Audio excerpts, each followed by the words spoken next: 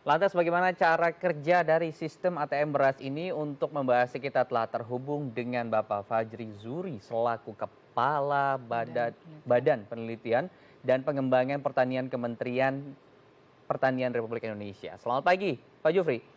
Ya, selamat pagi Mas Imam. Oke, Pak, ini apa sebetulnya alasan tersendiri dari Kementerian juga TNI AD dalam rangka penyaluran melalui ATM beras? Karena sebagian kan ada yang menyalurkan langsung kepada atau ke rumah-rumah melalui bantuan sosial dan lain sebagainya. Apakah ada alasan khusus penggunaan dari ATM beras ini, Pak?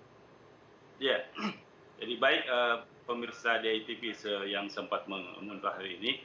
Jadi sebenarnya ATM beras ini ide dari Pak Menteri Pertanian bahwa kita melihat di masa PSBB ini, pandemi COVID-19, pasti banyak masyarakat kita di Indonesia, khususnya di Jabotabek ini, yang akan butuh beras. Ini melengkapi dari program yang sudah dilakukan pemerintah dari Kementerian Sosial dan kementerian yang lain. Jadi mungkin dari sekian banyak masyarakat yang ada di Jabotabek itu, mungkin ada yang belum tempat tersasar dan belum dapat bantuan dari kementerian yang lain. Jadi ATM beras ini menyiapkan khusus masyarakat kita yang butuh beras hari itu, yang perlu makan hari itu. Sehingga ini melengkapi dari program pemerintah yang sudah ada di tempat yang dari kementerian yang lain, seperti itu. Iya, ada syarat tertentu tidak Pak yang harus dipenuhi jika ingin mendapatkan beras dari ATM beras ini? Ya, jadi memang sengaja kita permudah ini tanpa syarat ini. Jadi siapa yang membutuhkan beras, masyarakat kita yang butuh beras makan hari itu ke ATM ngambil 1,5 kilogram, udah langsung dapat. Jadi seperti itu. Jadi tanpa syarat ini, nggak ada syarat. Yang penting masyarakat kita butuh makan hari itu, silahkan ke ATM beras yang sudah tersedia, seperti itu. Oke. Ada proses atau prosedur pendaftaran sebelum bisa mendapatkan ATM. Nah, ini proses asesmennya seperti apa? Ada kriteria khusus kah untuk warga siapa yang boleh dan tidak boleh menerima beras ini, Pak? Ya, jadi saya bilang tadi, ini tanpa syarat. Jadi memang masyarakat kita yang butuh makan hari itu dipersilahkan mengambil beras di ATM beras itu. Oleh karena itu, kita Kementerian Pertanian bekerja sama dengan TNI. Ini ATM ini kita tempatkan di Kodim. Kenapa? Karena selain dari faktor keamanan untuk menjaga ini, dan Babinsa kita yang ada di wilayah kerja itu pasti akan membagikan kartu-kartu mana masyarakat kita yang butuh beras, yang butuh makan pada hari itu.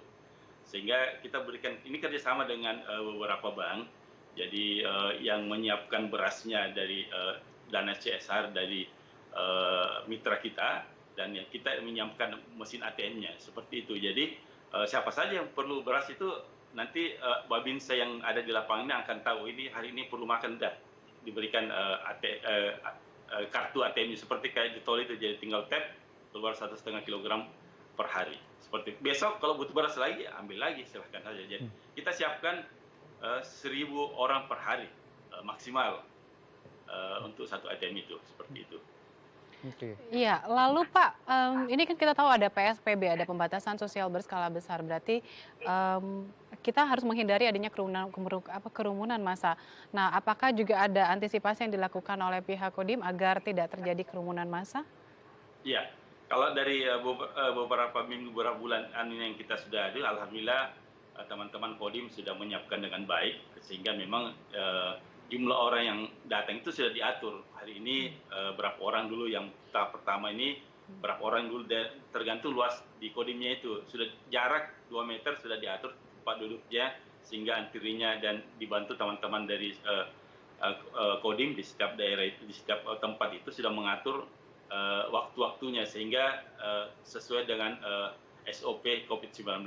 Jadi pembatasan itu sudah kita lakukan, seperti itu. Ada permintaan, Pak, katanya di setiap kecamatan harus ditaruh harusnya, Pak. Gimana komentar dari Ya, teman-teman kementerian? ya, nanti ini kan masih uji coba ini, ya, untuk 10 mungkin sampai 20 nanti di Jabotabek yang paling terdampak ini. Ke depan kalau memang dirasa nanti mungkin ada apalagi, memang ya nanti kita upayakan. Kita lagi mengecek dulu ini, menguji coba dulu di 10 tempat di 10 lokasi ini. Kalau memang dibutuhkan nanti untuk arahan dari menteri dan yang lain nanti seperti apa, karena kita tidak ingin ada saling overlap nanti dengan bantu-bantu yang lain. Jadi memang ini hanya menyasar masyarakat kita yang perlu makan hari itu. Sehingga kenapa kita nilainya 1,5 kilo itu, karena kita sudah hitung paling tidak untuk 2-3 anak satu keluarga itu cukuplah untuk makan seperti itu. Terima kasih Iya, Pak terima Fajri kasih, sudah Pak berbagi Fajri. informasi di Halo Indonesia. Iya. Ya, terima kasih banyak.